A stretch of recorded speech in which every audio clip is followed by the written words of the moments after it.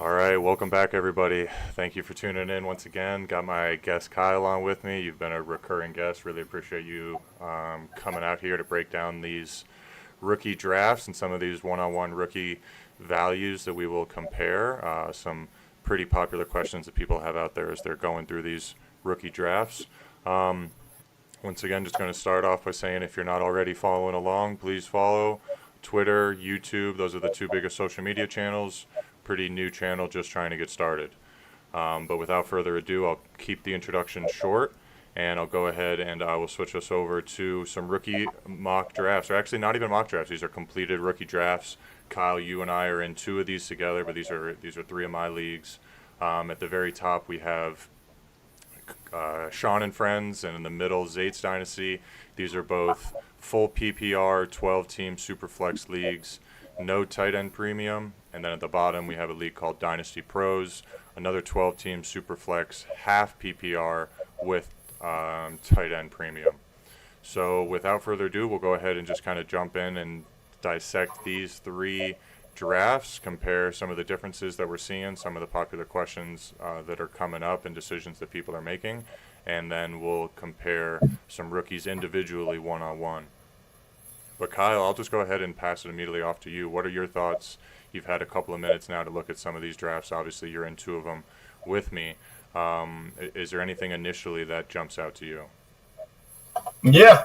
First, thanks for having me on. Always fun just jumping on and talking about this stuff. But this is the time, after the NFL draft, we know where everyone went. So, now we can really dive in and see how their fit is going to be.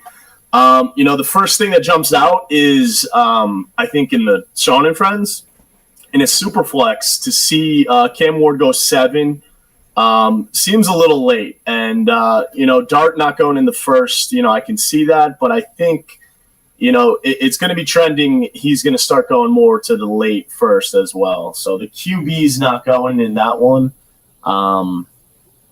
That's what's really jumping out to me. How about you? Any? No, I agree with you on that. I mean, in both of the other drafts we saw, even actually all three drafts, Genty and Hampton 1-2, pretty straightforward, but then Ward went 3 in the other two drafts, once again, all three of these being Superflex. I was not too surprised, but I am, maybe a little bit surprised. Some of these teams that are rebuilding, maybe if you're not confident in Cam Ward as a long-term piece, in my mind, he seems like someone who's kind of capped at a QB2, somewhere in that 12 to 24 range. Obviously, Titans should give him a solid 3 or 4 years, taking him first overall. So where do you see that value? Would you rather invest in a wide receiver or a running back? I would say I'd be fine taking Tet or Hunter above him. And once again, if you're investing in that wide receiver position, you assume to have a little bit longer of a life in Dynasty, so to speak, but taking Judkins at 106 over Cam Ward is definitely a shock to me. I think that's where the value, I could certainly see the tier break. Even Travion Henderson, the Patriots are an okay landing spot. I think we all loved the talent pre-draft, but certainly seeing Cam Ward slide to 107 is about the farthest that I've seen. Even on Twitter, people are asking, what's the latest that you've been getting Cam Ward? And I think about 107 is certainly where the latest that I've seen. And you brought up Jackson Dart.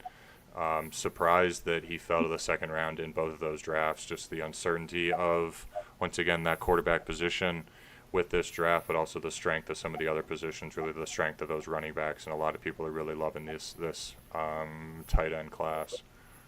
Yeah. I think Ward shouldn't go past 5. I could see Tet and Hunter going above. I don't think I would make that decision. I think Ward should probably go in that 3 spot for the most value. But Dart is really someone that I've been, eyeing up. I know he really had 100% in the where they predict, how talented the QB is going to be. And, they really don't miss on that list. The top 10 is like the top 10 QBs currently in the league. It's Mahomes, it's Josh Allen, it's Lamar. So if he's above all these guys in what they're predicting, to get him in the second round seems kind of a steal. The Giants are investing in him. Neighbors is an absolute freak. Dable's, a good coach to scheme. I think there's a lot of value in Dart. He's not going to start right away, so I think that's scaring a couple people away. But, I would just, I think he's going to be falling more in that late, I think what does he go? 8 in the Zeets? That is kind of the earlier side, but I don't hate that. I think he's, really going to start flying up the boards towards the start of the season. No, and I agree with you. Well, it'll be interesting. I think people are maybe concerned with him not starting right away. So you hate to take a rookie who you have to wait a little bit. But I do think Jackson Dart's position in New York, I actually like it a lot better than in Tennessee. You mentioned Malik Neighbors, top 5 dynasty wide receiver. I think a lot of people really could even see him as the number 1 dynasty wide receiver by the end of this year, just based upon the age. Yep. Certainly, we like those weapons a lot better. Coach, you mentioned Brian Dable, kind of that quarterback whisperer. We'll see what happens. Does he keep his job? But there's also a lot of uncertainty about the Tennessee coaching position as well. So I do like the Jackson Dart pick. He was somebody that I was hoping to get at least one of them in one of my leagues, because he's someone I'm really optimistic about. It certainly looks like I had the opportunity to take him over Colston, Loveland, and the Sean and Friends, but was really weak at tight end position there, so wasn't going to let one of those guys pass me up. Yeah, I mean, it's a lot about, positional makeup of your team, what you need. So totally agree, but I just think value in a Superflex league, it's hard to come by a young, talented first-round pick quarterback.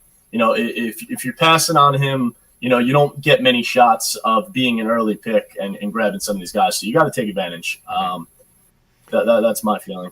So we'll get to direct one-on-one comparisons in a little bit. I do have a couple of questions that I'll pose to you. McMillan versus Hunter, Warren versus Loveland. Taking a look as we kind of take a step back at where some of these drafts fell. Let's look at some bigger picture comparisons. And I think the first one that a lot of people have been asking on Twitter and as they're approaching these mock drafts is the middle of the second round with these wide receivers. You have 3 wide receivers here in Jaden Higgins, Trey Harris, and Jack Besh. Often these guys are going 1, 2, 3. We saw, in the middle draft here, that Kyle Williams. I know this guy's a New England Patriots fan. I'm not gonna hate him on that, but here we saw Higgins, Harris, Besh, and same thing here in the bottom. Harris, Higgins, Besh, 3 in a row. What jumps out at you, and what is your thought process go when you're on the clock in the middle of the second and you're faced with all 3 of these guys being on the board? Yeah, I mean, they're all in that similar tier. Their potential, I think, is kind of capped as there's a big dog in the house taking a lot of targets, so they really don't have that ceiling of a elite player, I don't think, especially early on. But they're all going to be in pretty good offenses besides maybe the Raiders. So I think back going the third one out of the 3 is where I would go. I would be between Harris and Higgins. I think I like Harris better. I think he's going to be their number 2. I don't think Quentin Johnston's the guy. I think it's going to be Ladd and Trey Harris. And, that might be a pretty good value there for the mid-second. Higgins, I like a lot, actually. He's a big guy. He's, Collins is going to be taking a lot of targets. So, he should be able to, run free. They just have a lot of receivers, and they're going to have, Tank Dell back next year. It's a little tough, but I think I would go Harris, Higgins, Beck.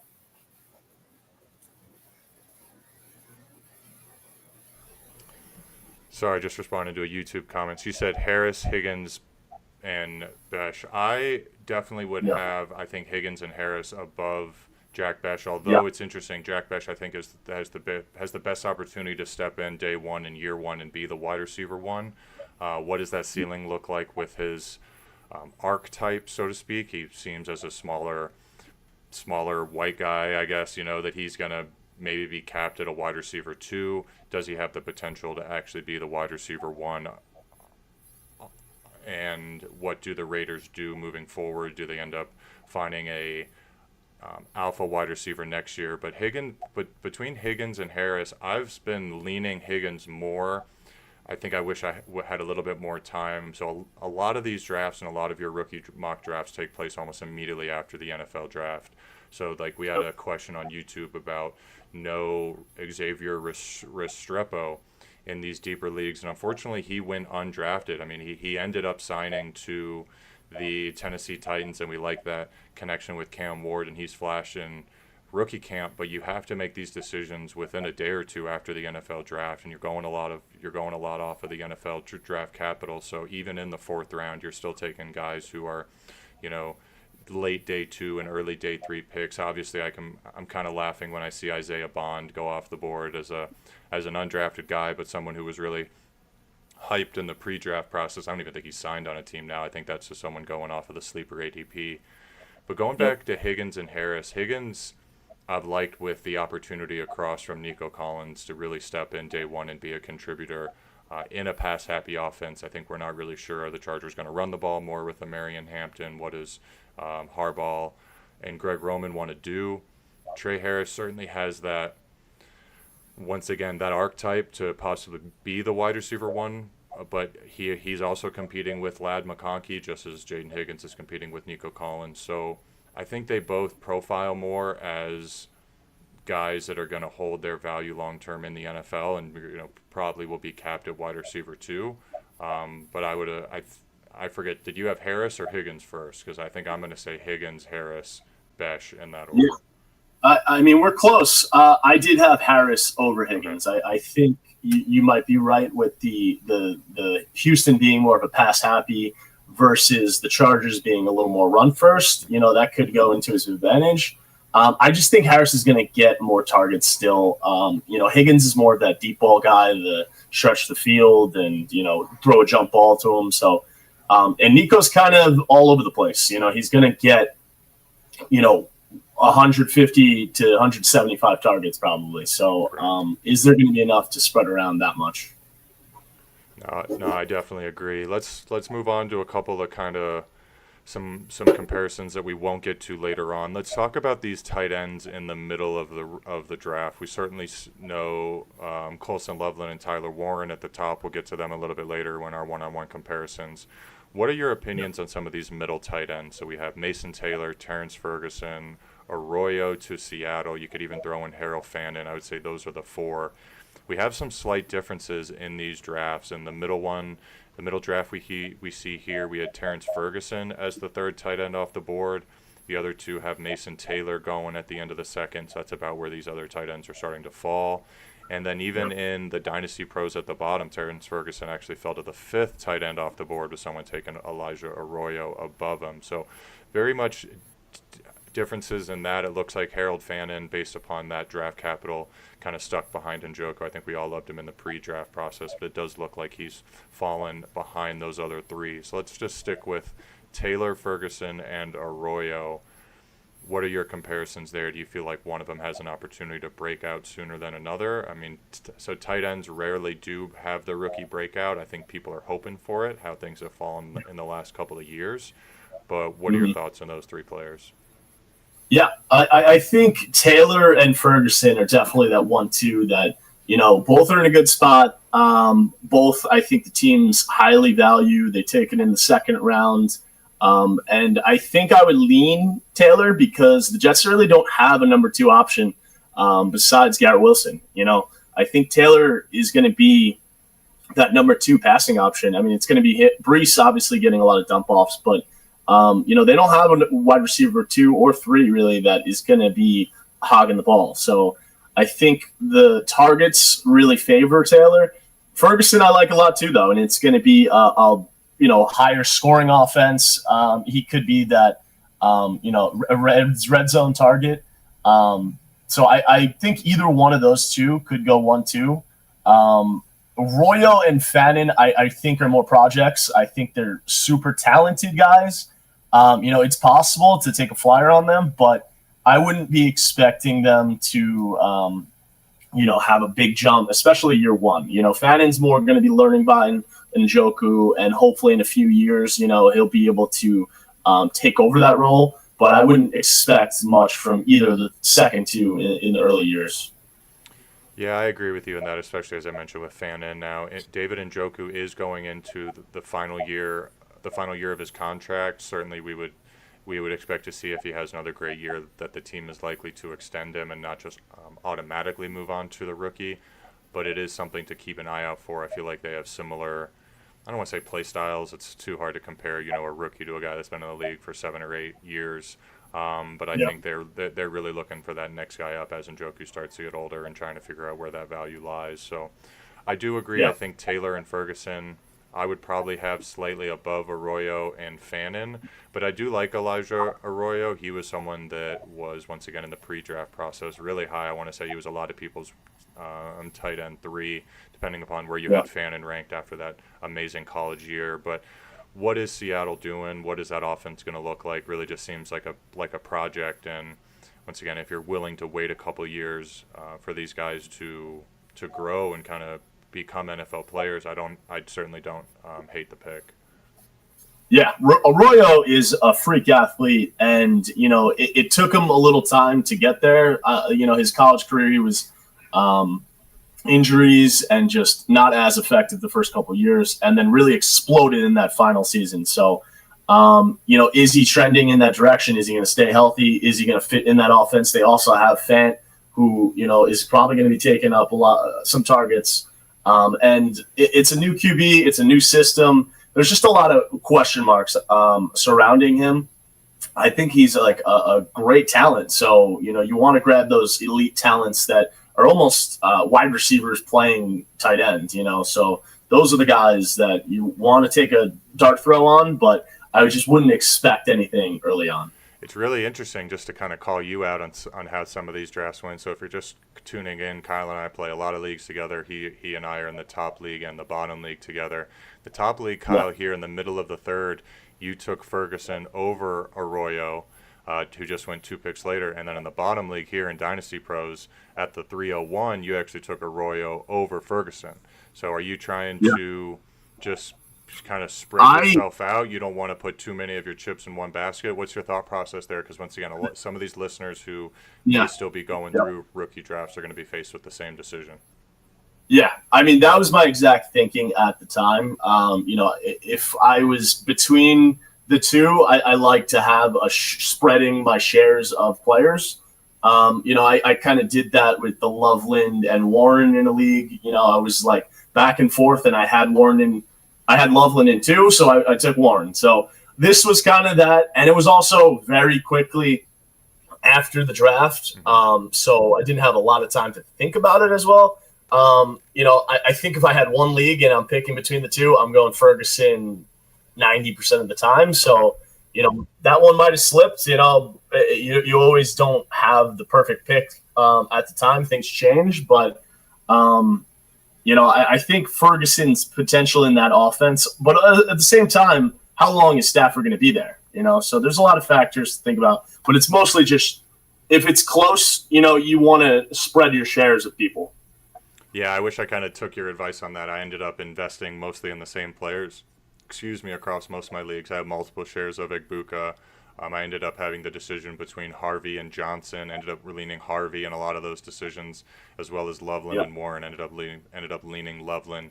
I certainly don't regret it. I'm just kind of talking myself into the players and swinging for the fences. I think some of those are kind of swing for the fences picks. And once again, we'll get to those one-on-one comparisons here in just a couple of minutes.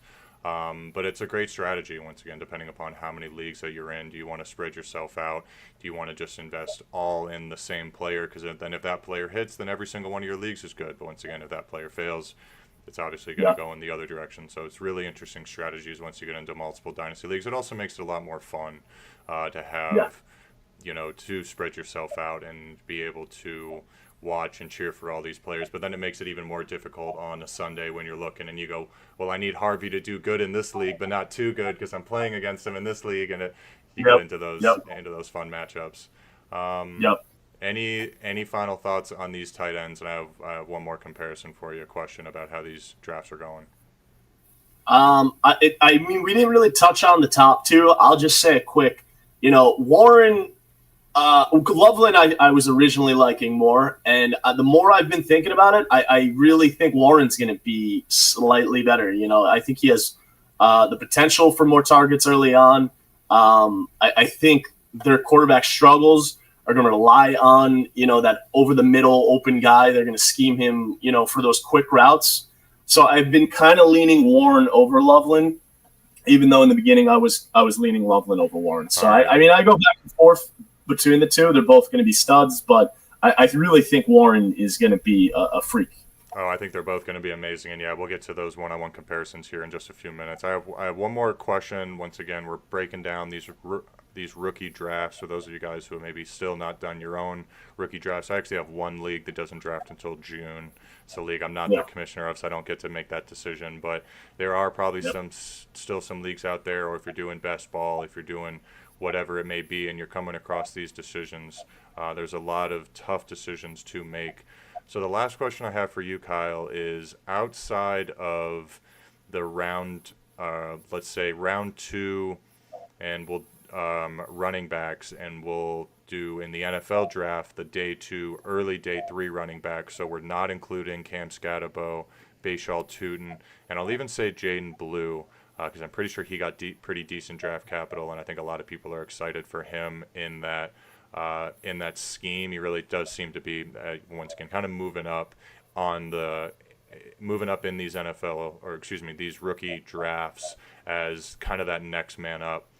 Who are some running backs drafted late, round 3, round 4 of your rookie drafts that you are really excited for, that you think have the potential? I think we've heard about Kyle Monangai to the Bears. I think a lot of people were really hoping the Bears were going to take a running back earlier. He wasn't taken until the 7th. Jarquez Hunter has been getting a lot of hype. What does Sean McVay do? You were talking about Ferguson, the high-powered offense. Certainly he would be behind Kyron Williams. Can he surpass Blake Corum as the next guy up? DJ Giddens behind a possible injury-prone Jonathan Taylor might have the possibility. Who is a running back that we often see drafted in rounds 3 and 4, or even a free agent? Somebody, this middle draft was only 3 rounds, so there was probably some pretty valuable running backs on the waiver wire immediately post-draft. But give me 1 or 2 names of a late-round running back that you're really excited for. Either it could be in year 1 or as a stash going into year 2 that you're really excited for Dynasty. Yeah, there's a few, but there's one that I think because of his landing spot, he got pushed back a lot because they also drafted another running back. And I'm talking about Samson. I think, they obviously took Judkins, and he's going to be that, big time, maybe horse role. But if he ever, misses some time or something, I think Samson's a very talented running back as well. They'll probably end up being a 1-2 punch once Ford's out of the situation in a year or so. But I think he's super talented. And you just want talented players, even though they don't get the best situation. Something can easily open up. He's going to be, a really high handcuff to have. Another guy I really like is Marks. I think you kind of look for the running backs that have a couple years left, and I think that's Mixon. I think Mixon's been doing really well, but he's going to start, falling off soon. And you want to get that guy that's going to take over. Mark's had a great college career. I think it's a great spot for him, a high octane offense. So those are 2 of the ones that I'm thinking. Also, he was a later pick, but I think Neal. I think he is, Kamara is, getting to, 30 years old. I really don't think the coaching staff has ever loved Kendre Miller. So, whoever is going to be next in line in the Saints, it's wide open. So a couple of those scenarios is what I like to target, an opening or just straight talent. I think Samson's the most talented out of the late rounds, but other ones you got to start looking at situation. No, I absolutely agree with you on all 3 of those that you brought up. Samson, somebody that in pre-draft a lot of people were really high on. He was even as high as someone's RB5 and RB6, and it does feel like the Browns are moving on. Certainly we know they're moving on from Nick Chubb. They brought back Jerome Ford on a new contract for cheaper money, or they renegotiated his contract. So it does seem like Judkins and Samson are that 1-2 punch, and it's an offense that if Judkins got hurt, that Samson does seem to have the talent to come in and be an RB1 and still be fantasy relevant, where some of these guys who are, once again, even if they get the opportunity, are they even talented enough to take advantage of it? Brought up Woody Marks as a guy. I think he's more of a pass-catching running back, and what are the Houston Texans trying to do? You brought up Joe Mixon, but outside of them, Damian Pierce, Dare Ogunbowale haven't done anything. They are droppable in your leagues. If you are somebody out there still holding on to Damian Pierce, I would find a rookie to invest in instead. But Woody Marks does have a potential. I think a lot of people are really excited. I know I'm excited about the Texans. I think they have the opportunity to turn it around this year after a down year. I think everybody's seeing the unfortunate, kind of murder of their offensive line, and what is the offensive line going to look like next year? But the talent is there. CJ Stroud is right now somebody that is very cheap, I would say, in comparison to certainly where he was a year ago. So I like that pick as well as a late round flyer. And then the last guy that you brought up was Devin Neal, another guy really high in pre-draft rankings and behind an older running back. It's interesting that you brought up Kendre Miller. He was kind of hated by the old coaching regime, has to deal with a lot of injuries, so does he get an opportunity to kind of prove himself? I think that's probably the one where there is going to be the biggest competition. Certainly, I don't think Jerome Ford's going to compete much for Sampson in the RB2. I think Woody Marks is a solid job to be the RB2 or in Houston, but can Devin Neal beat out a healthy Kendre Miller, at least in training camp, to kind of be that RB2 and to show that he has the talent? And then just kind of wait in line. The Saints certainly seem like a team that are in a rebuilding phase, and I'd be very surprised if Alvin Kamara is there next year. I don't actually know his contract. Maybe Alvin Kamara has much more money invested in him that the team will end up kind of riding him out for at least one more year, but how long does that talent hold on? We've been saying that for years with Alvin Kamara. So I love all three of those picks. The last pick for me that I'm going to throw out, and I think with these late round running backs, you want to target an offense where if the guy gets the opportunity, and whether or not he's talented or not, simply based upon that opportunity will be successful, is Jordan James. I think Jordan James, is that his first name? Yeah, it is. From Oregon? Yeah, a guy drafted to San Francisco, and a lot of people are wondering, can he beat out Garendo as the RB2 in the 49ers? CMC's had the injury bug himself, something like 3 of the last 6 years, 3 last 7 years, or whatever it is, almost 50% of the time, he's either a top 5 RB or he misses the entire year due to injury. And Kyle Shanahan's going to know how to get this guy open. They're going to know how to scheme it. We all just saw the huge contract that they gave Brock Purdy. So do they invest more money in McCaffrey, and what do they do with him just simply moving forward? Certainly I don't think it's somebody that they're going to let go, but I think they are looking for a cheap running back. So if James has the opportunity to beat out Garendo as the RB2, I think, once again, when CMC goes down, that's the number one waiver wire pickup of the week. So if he is out there on your waiver wire here in Dynasty, looks like he was taken in the 4th round of both of our leagues. So even if you're in a 4-round rookie draft, there is the opportunity that this guy is out there on the waiver wire. I think he's certainly somebody that's worth investing in.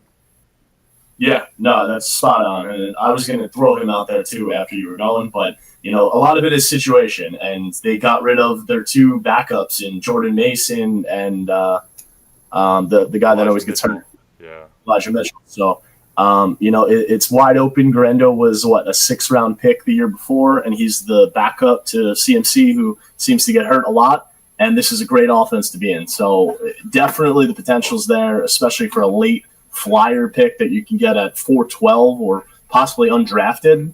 Definitely potential to stash him. Absolutely. So I want to wrap up these rookie drafts. Kyle, I'm going to give you one last chance to kind of talk about maybe anything that you want. If there's a certain player, a certain position that stood out to you that you think is of value. We didn't really touch on some of these later quarterbacks. Once again, we'll get to some of these kind of high-value prospect one-on-one comparisons here in a second, but if there's a later-round guy that you have your eye on, Shedeur Sanders is really interesting. He was obviously the talk of the NFL draft, and he's looking really good in camp, but what is the opportunity there?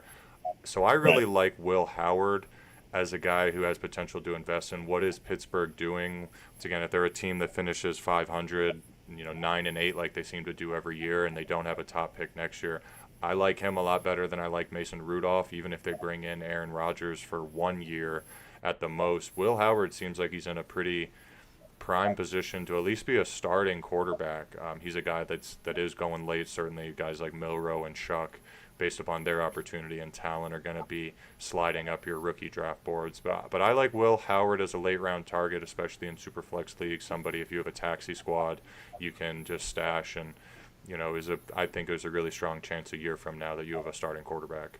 Is there anybody else, Kyle, that you want to just highlight? Any player here in kind of the later back half of these rookie drafts that you like based upon value? Are we talking quarterbacks or just any position that stood out to you? Just give me one more name before we move on to some of these one-on-one comparisons. Yeah, I mean, I'll just throw out Shedeur. I think he's the big name. A lot of guys are, kind of weary on him because of how late he went.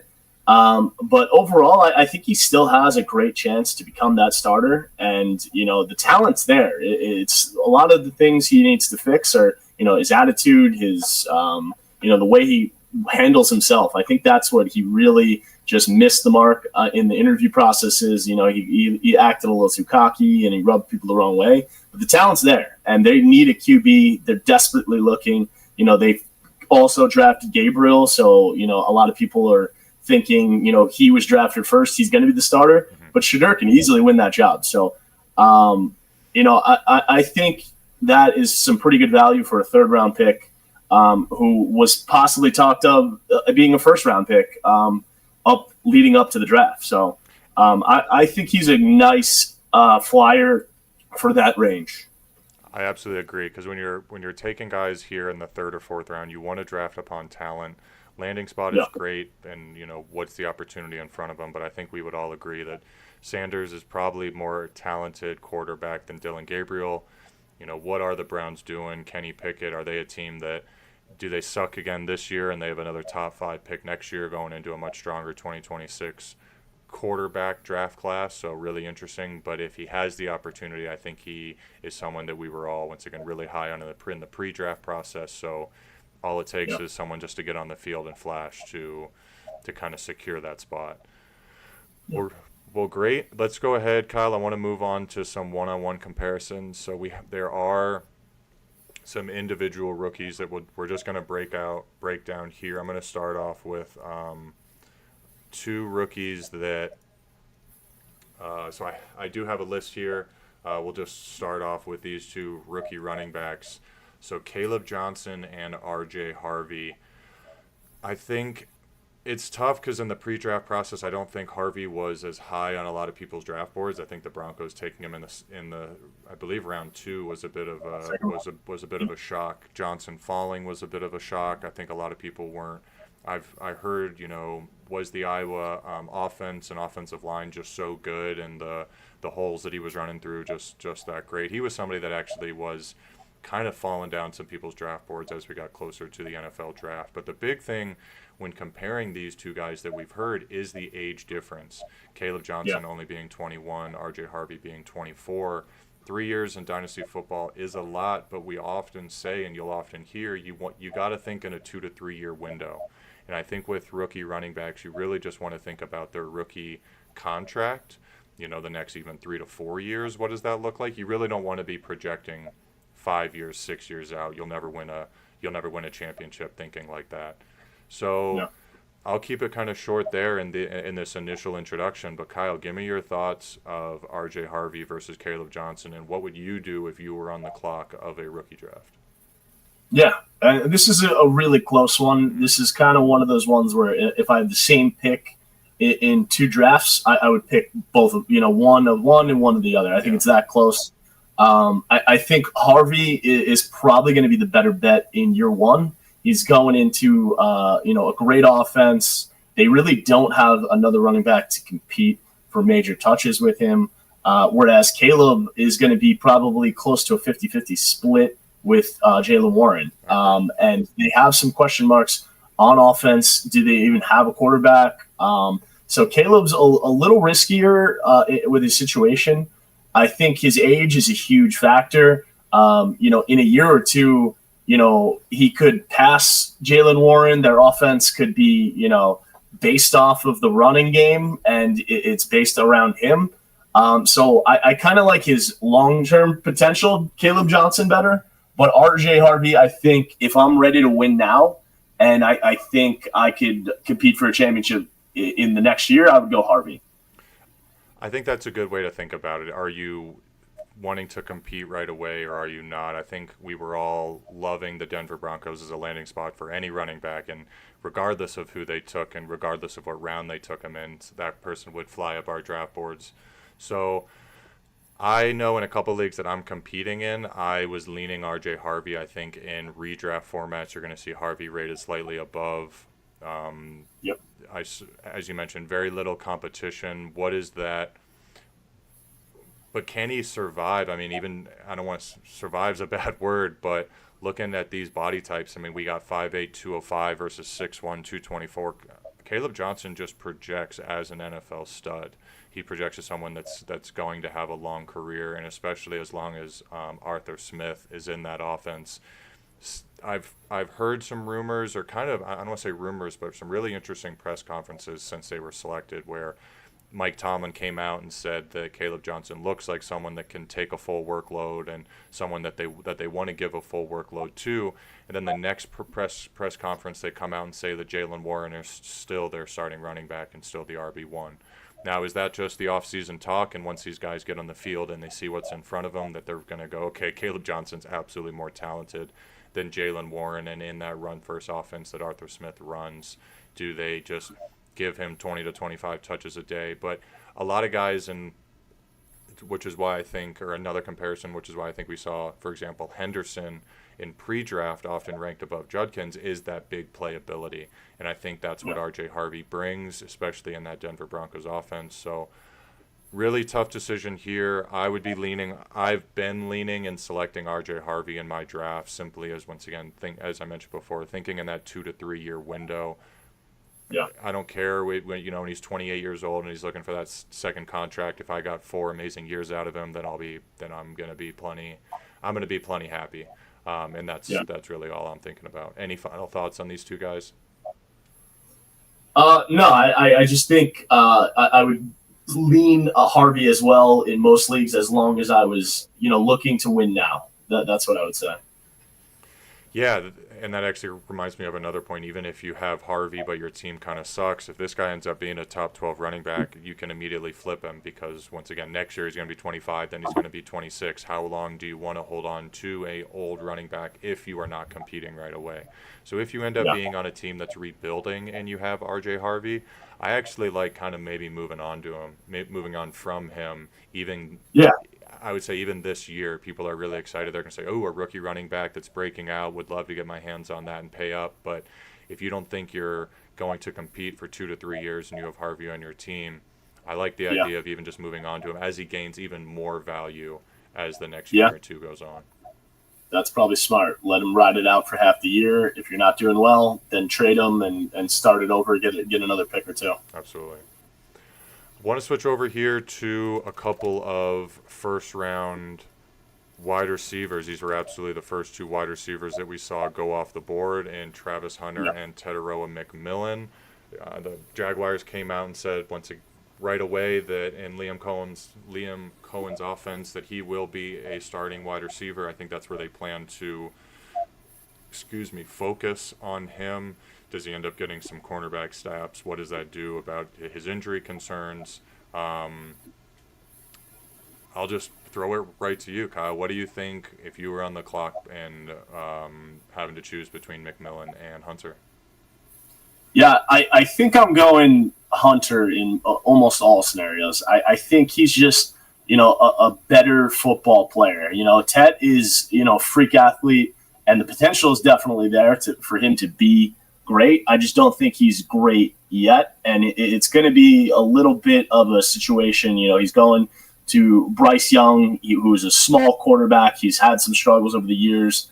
Looking to bounce back. He did look better towards the end of last year, but I think the Jaguars have Brian Thomas. They have a good nucleus with Trevor Lawrence. And I think Travis Hunter is just a better football player. He's a stud. He knows what he's doing. He knows how to get open. He makes plays. He's just a special kid. I think the one thing that scares you is the fact that he is playing defense. Is he going to get worn down? How much is he going to play? That's the question mark on him. But, the talent, he's just a stud player, and he always is going to get open and make plays. I think I'd go Travis in most formats. Yeah, it's interesting. A lot of people were saying if Hunter came out pre-draft and said he's only going to be a full-time wide receiver, that a lot of people were saying he would be the wide receiver one in this draft class simply based upon talent. He really has those elite characteristics. I personally didn't love the Jaguars' landing spot simply because of Brian Thomas Jr. Is there an opportunity to be the wide receiver one? Can Trevor Lawrence support two top 12, 215, two top 20 wide receivers like a Joe Burrow can? I don't know. I think I'm still holding out hope on Trevor Lawrence as being that elite quarterback, someone who has the potential. I certainly like him more than Bryce Young, but in Carolina, there's no one else there. And so do the Panthers move on from Bryce Young with another down year? Certainly, I don't think Adam Thielen, Jalen Coker, you could say Leggett has some, could compete, but I think McMillan is far and away that wide receiver one, someone that's going to easily get over 100 targets in his rookie year. But Travis Hunter, once again, the concern of being the wide receiver two on his own team, playing a little bit of defense. So he's a lot smaller. We see a guy here who's 4 inches and 30 pounds smaller. So does his body type hold up in the NFL landscape? But I wouldn't hate you, or I wouldn't, be, I'm trying to think of the right word, but you could go either way. You were mentioning that you're pretty much leaning Hunter in all of your draft classes, but I would not blame you for leaning McMillan as almost a safer pick in your rookie drafts. For sure. I could totally see Tet going above Hunter, and I wouldn't question it at all. The ceiling probably is higher. The fact that there's no number one, he could have 150 targets. And they're in they don't really have a great defense, and they are losing most games, so they're going to be passing a lot. The potential is there, but there's also the potential of, they don't have a lot of receivers, so maybe he gets double teamed. And as a rookie, do you know how to handle getting double teamed a lot and, getting frustrated and not having a great QB that's putting it on you all the time? There's risk that way too. It's kind of nice when you have a wide receiver one like Brian Thomas that's getting double teamed, and, Travis Hunter can kind of slide in and get some open space. I think they also underratedly lost Evan Ingram. They cut Gabe Davis. They're making way. They're opening more targets up, even though they do have that alpha number one. There's still a lot of targets to go. So I think Hunter is going to be my pick here.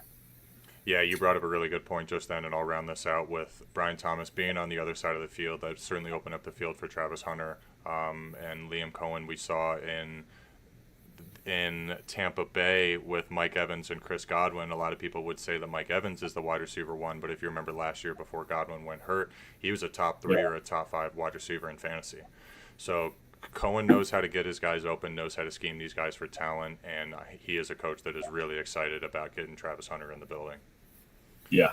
Moving on to our next one-on-one comparison, we got the 2 tight ends for you, Colston Loveland and Tyler Warren. You already spoke about it a little bit before when we were breaking down the rookie drafts, where you were leaning I think post-draft, a lot of people were really excited about Colston Loveland as the first tight end off the boards, goes that Ben Johnson offense. I know as someone who just traded for Cole Kmet a month before the draft, I was hurt to see that taken, but someone who's really excited about the potential and is getting a lot of hype, where Tyler Warren is almost falling, who I think a lot of people would say he was the tight end one pre-draft, is falling in some people's rankings. What's that landing spot for the Colts? I wouldn't say maybe necessarily falling, but certainly there seems to be that switch. And if you look on a site like Keep Trade Cut, I do think Loveland has surpassed Warren. Before I pass it off to you, one interesting thing that I came across for Warren, because I know you mentioned earlier that maybe you're starting to lean Warren, is I forget the user's name, and I probably saw it a couple weeks ago post draft, but when it comes to Tyler Warren and the organization of the Indianapolis Colts, when there's an uncertainty around the quarterback position. Do they even have their long-term quarterback? Uncertainty around head coach. Do they bring in a new regime next year? And now Tyler Warren's playing for a head coach and a GM that didn't even draft him. What does that look like? So those are some tough things to think about, but the talent is certainly there. Really excited to see both of these guys compete in year one. I think they both have potential certainly to be top 10 in their rookie year. Can either of them be top 5? We'll see. But give me your thoughts, Kyle. Once again, say you're on the clock. You're staring down both of these picks. Which one are you leaning? Yeah, and this is as close as it gets. These are both going to be very good players. It's who is going to break out and be that elite player. I've gone back and forth. I think I'm leaning Tyler Warren. I think he's the more talented player. I didn't love the spot at first. I still don't love it, but it's growing on me. I think the potential is there for the targets. I think that short range might be the sweet spot for some of these struggling QBs in Danny Dimes and Anthony Richardson, and they might find that familiarity with him. And, it's just easy to get him the ball, and he breaks a couple tackles, and they move the chains like that. For Loveland, they just have so many guys. So they have Komet, so he's not even going to be the 100% role of tight end. And then they have a ton of receivers, DJ Moore, Burden, Roma Dunze. They have Ben Johnson to scheme all this, but how many points are they going to be scoring? The potential's there. There's just a lot of mouths to feed. I think Warren might be getting, over 100 to possibly 150 targets in year one. And that's just so valuable. If you're getting, that consistency, you're able to build and play him with confidence. In a tight end premium league, I think I'm definitely going Warren. In a non-tight end premium, I think it's really close. I think you go back and forth. It's really close. They're both two studs. They're both going to be probably borderline top 5. Are they top 5 for Dynasty ranks? I believe so. I believe they've both gone into the top 5 after Bowers, McBride, and I want to say Laporta is still 3. I believe these guys are right in there with TJ Hawkinson. Maybe top 6 to be safe. But, those are definitely the top 6 when you're looking at a lot of these Dynasty rankings. Yeah, and I think that's where – and I think these two are going to be good probably year one. I think Warren, is the safer bet, just the what they need from him. They both invested – a 10th pick overall and a 14th pick overall. They have big plans for these guys. So either way, you're getting a good pick. I think I would lean Warren definitely in the premium, but both sides, I think I would still lean slightly to Warren. Yeah, you brought up a good point. This is as close as it gets when we're talking about these rookie comparisons. I do think that Tyler Warren, as you're saying, is going to be that safety blanket for either Anthony Richardson or even Daniel Jones, a team that has very limited weapons right now.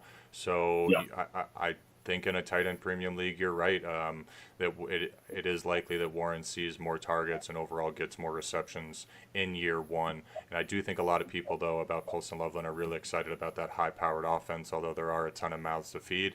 This is Ben Johnson's first draft pick in the NFL draft. Wasn't a running back, wasn't a wide receiver. I mean, obviously, we all know he came back, took Luther Burden in the second. But at 10th overall, this is a guy that Ben Johnson said can change my offense. Now, does it happen in year one? Does Kaleb Williams take that next step? We'll see.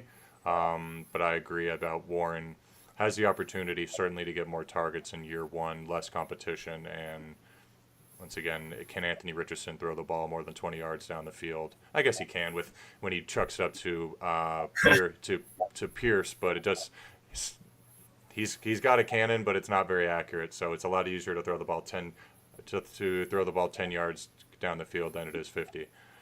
Yeah.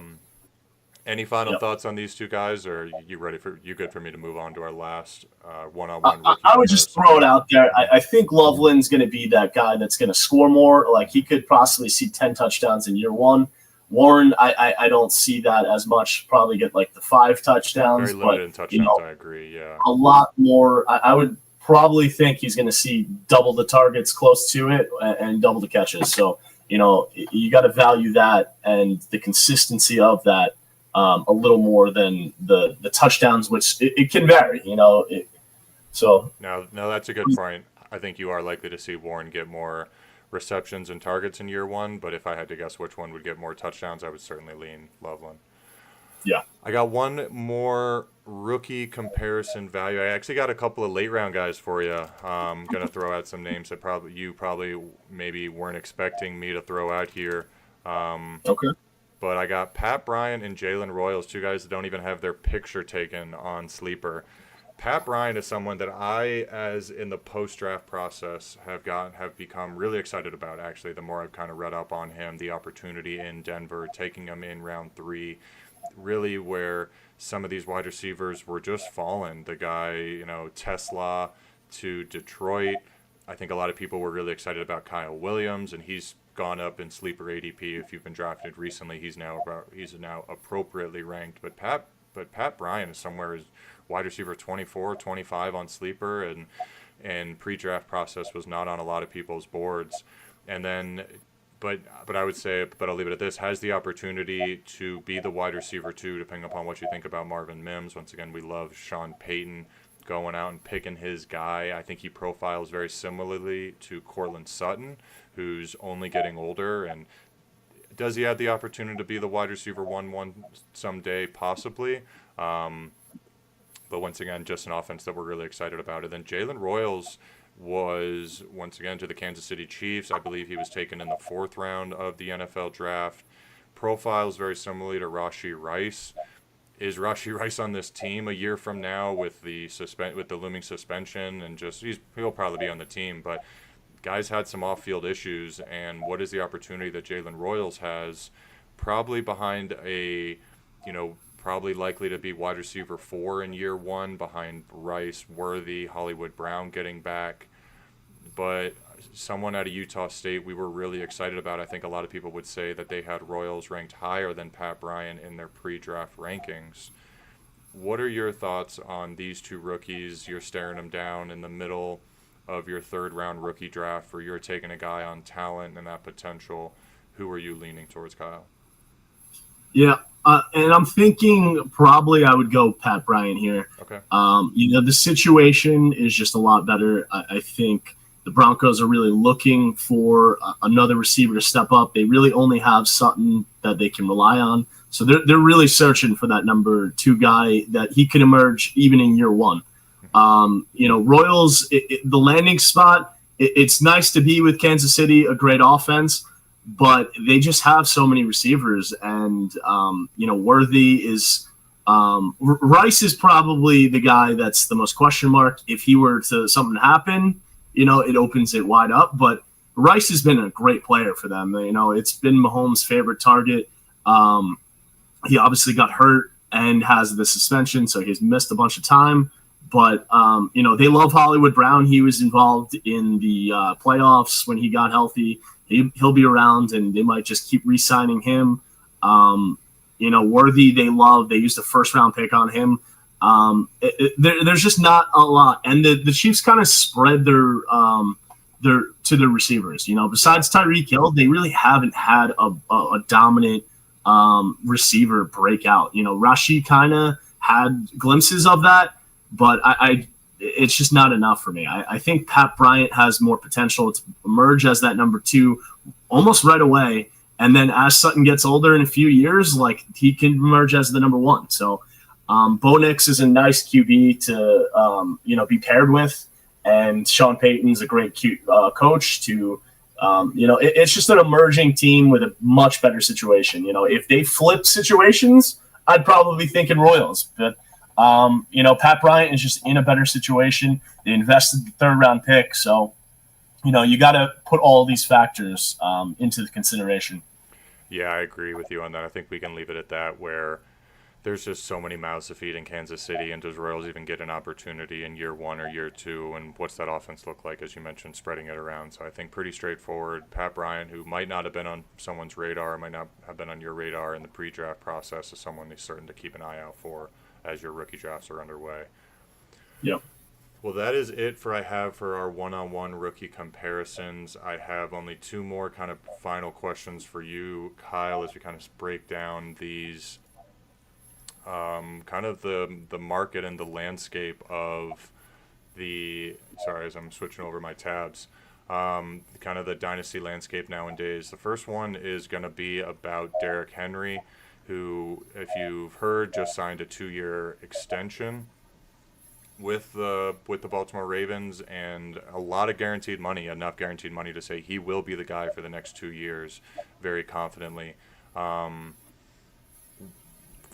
just leave it at this, Kyle. What are your expectations for Henry? And when you're looking at Dynasty, and we see here on Keep Trade Cut where he's ranked currently as the RB20, would you take Derrick Henry over any of these guys? I mean, are you taking him over RJ Harvey, CMC? And you can talk about it whether, in a bubble of if you're competing, if you're not, certainly you might want the younger guy. But give me your thoughts on Henry. Yeah, Henry is almost a unicorn where, he's still a dominant player at, 30, almost 32. He kind of feels like he treats his body like LeBron, though, where he just invests money. He works out a ton, and maybe he can just last longer than other people.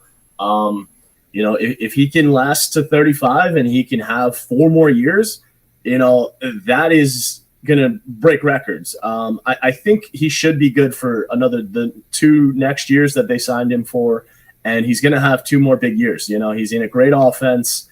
He's being paired with Lamar Jackson is probably the perfect situation because you really got to, keep containment, and it's hard to pack the box with him. So, if you're in a win now situation, Derrick Henry's the kind of guy that can win you a championship. Harvey, it's tough because he is a rookie, but he is an older rookie. And you really don't know what you're going to get. So that's a close one. Would you be taking Derrick Henry? Once again, if we talk about Dynasty, you often want to think of it in a 2 or 3 year window. I think both of us think that Henry's going to have 2 really good years. I mean, based upon the new extension and based upon the value that he brings. If you look at this board, are there any players that stand out that you would be taking Henry over, even in a one-on-one deal? If you had Chase Brown, and you were in a win now situation, would you send him for Derrick Henry? If you had Kaleb Johnson and a team that was rebuilding had Derrick Henry, I think if a team is rebuilding that has Derrick Henry, you can probably get him for cheaper than Kaleb Johnson. But just stay with me here. Yeah. Would you be willing to take Henry over any of these running backs currently ranked above him?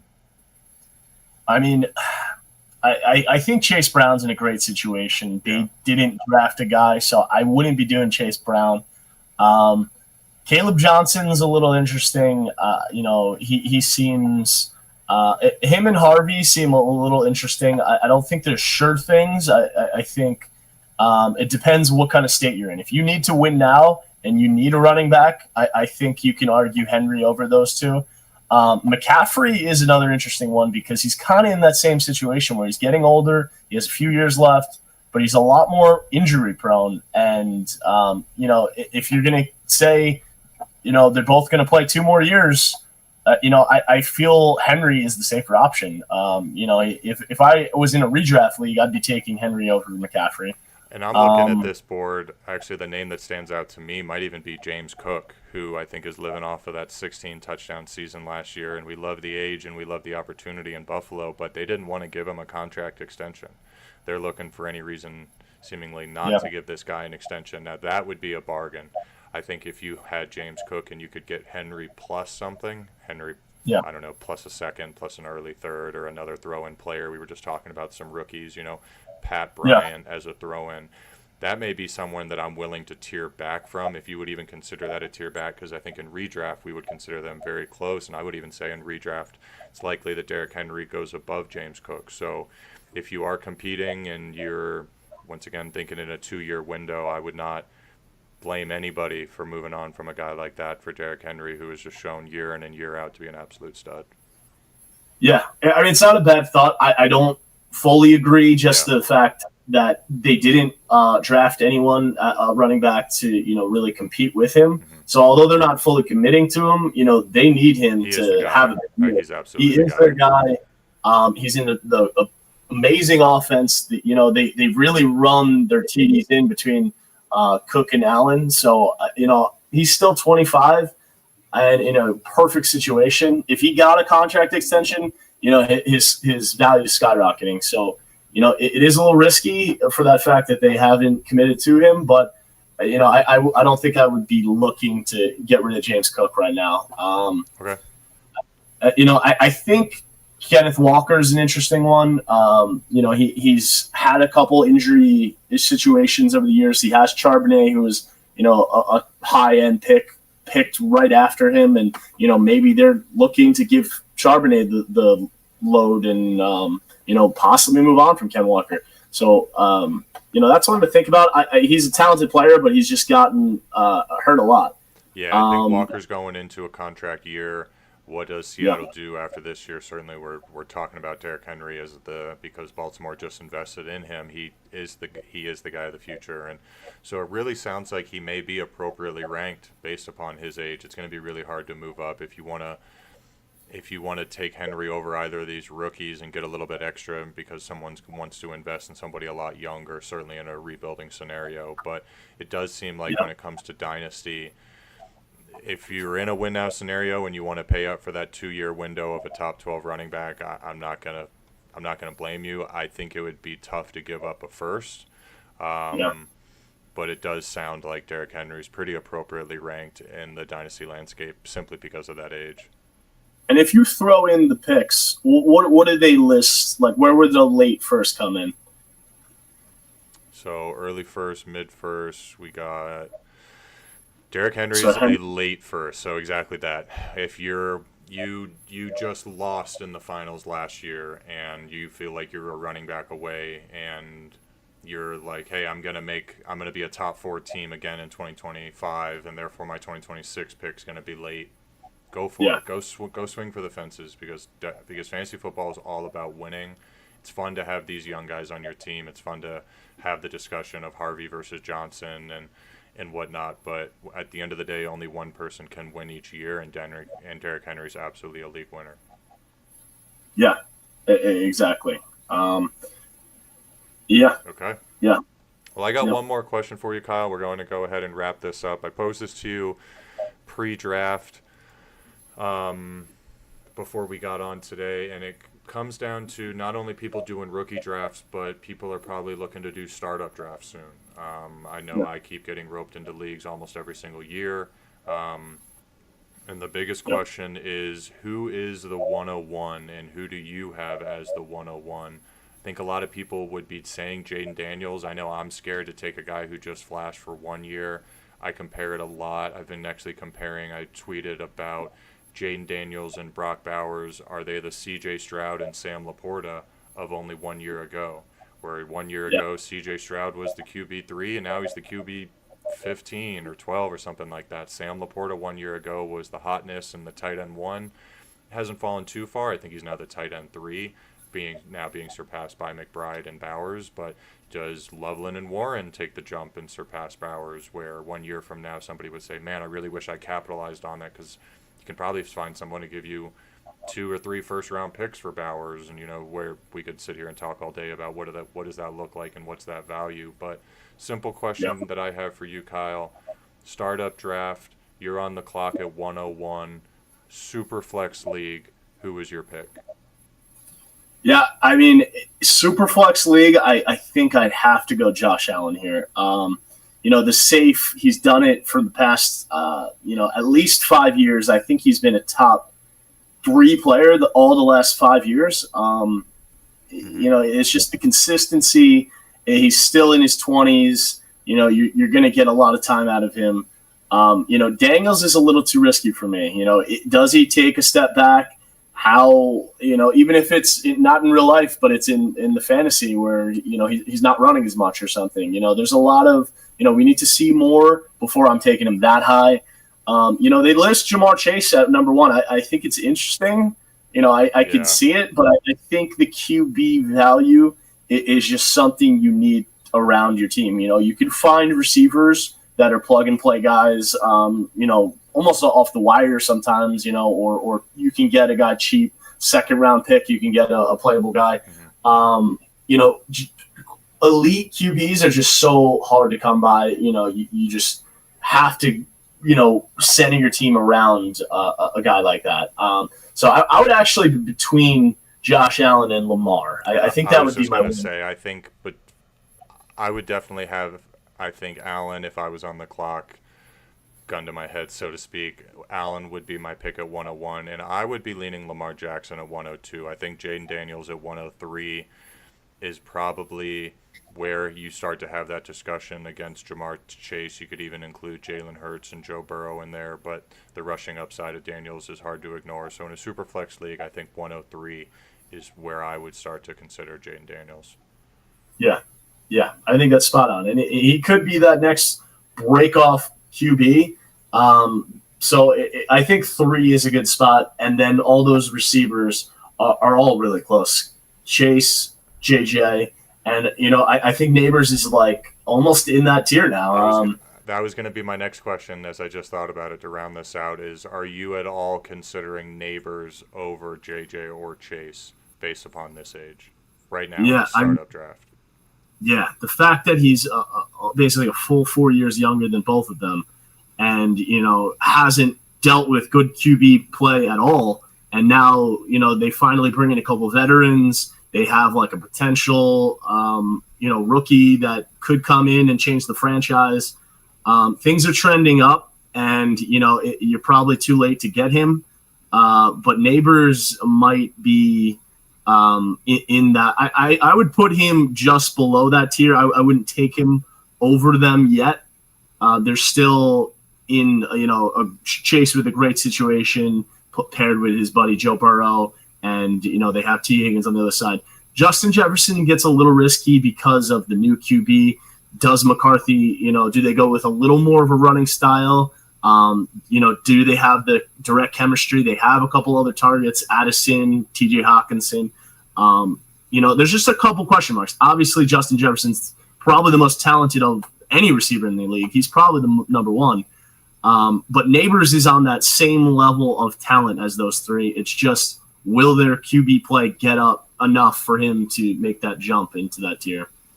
I absolutely agree with you. I think in 2 years' time, it would not surprise anybody, even in 1 year's time, to see Malik Neighbors as the wide receiver 1. I think we're going to see Chase as the wide receiver 1 for at least another year or two, but does that gap start to close now that Neighbors hopefully has the QB of the future? I'm really high on the Minnesota offense, what Kevin O'Connell is doing there.